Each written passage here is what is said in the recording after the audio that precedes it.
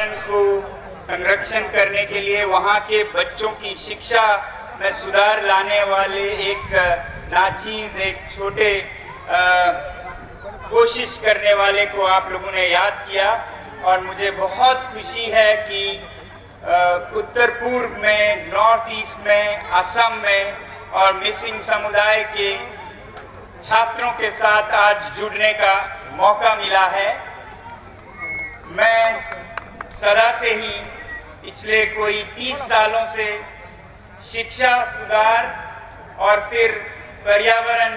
के संरक्षण पर काम करता आया हूँ। तो इसी से जुड़े दो बातें आपसे बांटूं जो मैंने जिंदगी को देखते हुए सीखा,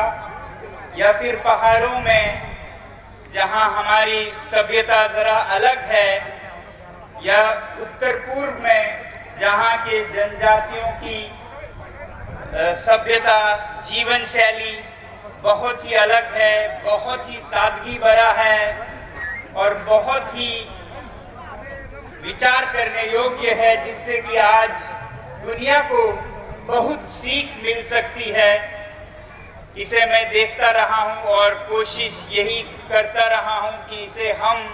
न खो दें, ताकि ये हमारे अपने लिए नहीं बल्कि देश के लिए, दुनिया के लिए जिंदा रहे। क्योंकि आज के युग में जब चारों तरफ बर्बादी दिख रहा है पृथ्वी का, पर्यावरण का, तो जरूरत हमें बड़े बड़े शहरों से, वहाँ की सभ्यता से सीखने से भी ज्यादा बड़े बड़े शहरों के लोगों को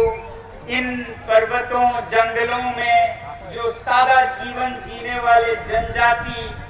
रहते हैं प्रकृति के साथ बहुत ही संतुलन में, उनसे सीखने की जरूरत है। बदलने की जरूरत बड़े शहरों को है, ना कि हमारे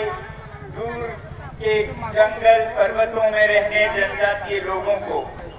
जब शिक्षा की बात चली तो मुझे बहुत खुशी होती है कि अब हमारे भारत में भी जो नई शिक्षा नीति है उसमें बहुत ही अच्छे कदम, अच्छे सोच विचार शिक्षा के बारे में,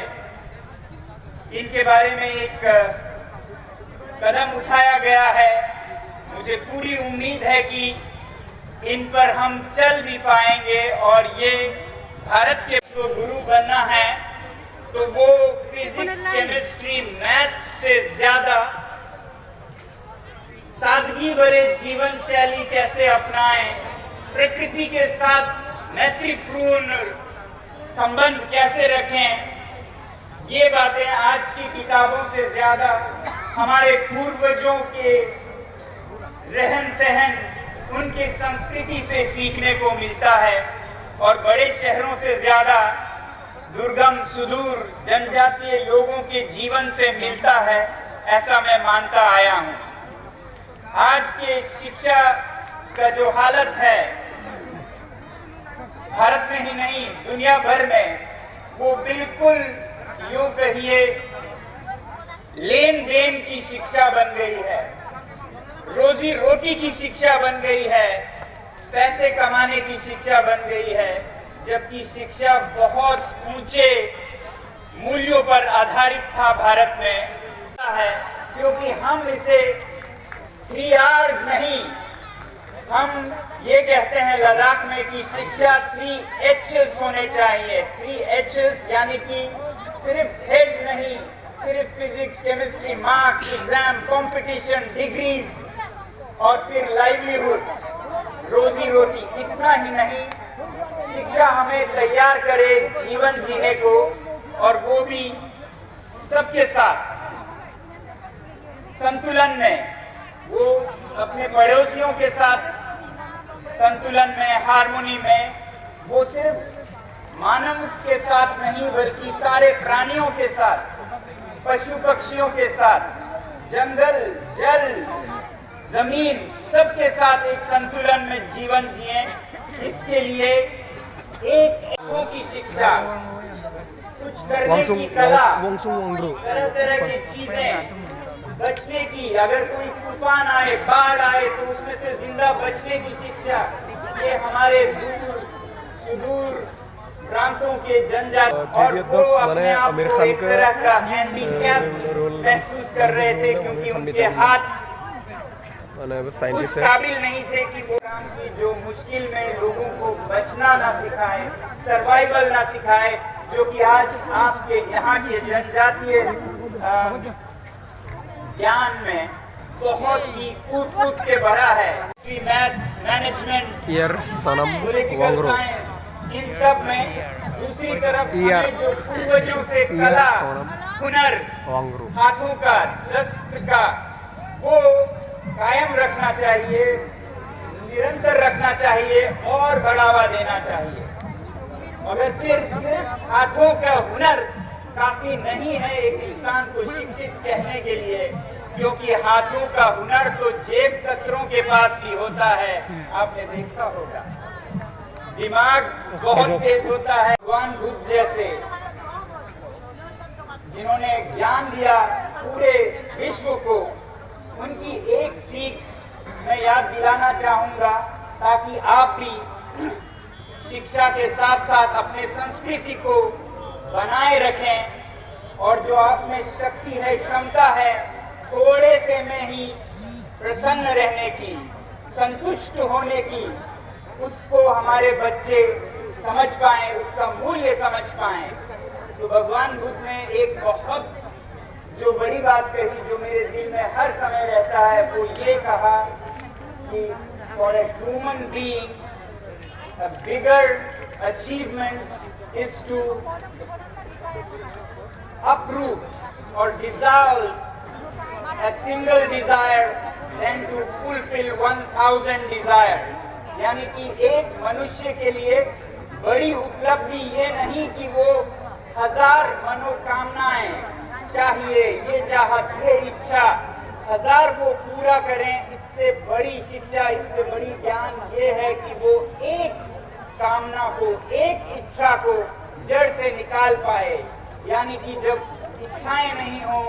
डिजायर्स नहीं हो, तो फिर हम थोड़े में ही खुश रह सकते हैं। मगर अगर ऐसा नहीं करते तो आज हमें साइकिल की जरूरत है, जब साइकिल आए तो दूसरा इच्छा शुरू होता है, हमें मोटरसाइकिल की जरूरत है, जब वो आए तो तीसरा इच्छा कार की, जब वो आए तो बड़े कार की, जब वो आए तो हवाई जहाज की। इसका कोई अंत नहीं और अंत इसके चलते पृथ्वी का होने जा रहा है। तो जरूरत ये है कि हम कैसे थोड़े में खुश रह सकें, इस शिक्षा को भी साथ लें, तो हम हमेशा बिना विनाश किए, बिना औरों को दुख दिए और लोगों को और प्राणियों को हम खुश रह पाएंगे। और ये कला हमारे समुदाय के लोगों में बहुत अच्छी तरह कूट के भरा है। सिर्फ डर ये है कि इस मुख्य धारा के विकास के विचारों में कहीं ये हुनर, कहीं ये खूबी, कहीं ये जो हमारी स्किल है वो खोना, योगदान देकर, कहीं स्वयं सेवक के रूप में, कहीं सलाह देकर, कहीं योग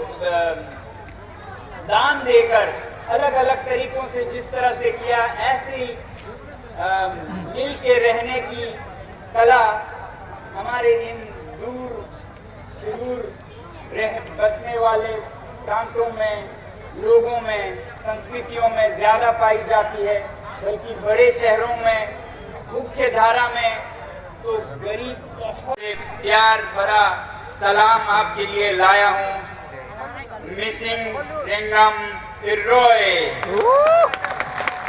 नमस्कार, झूले, धन्यवाद।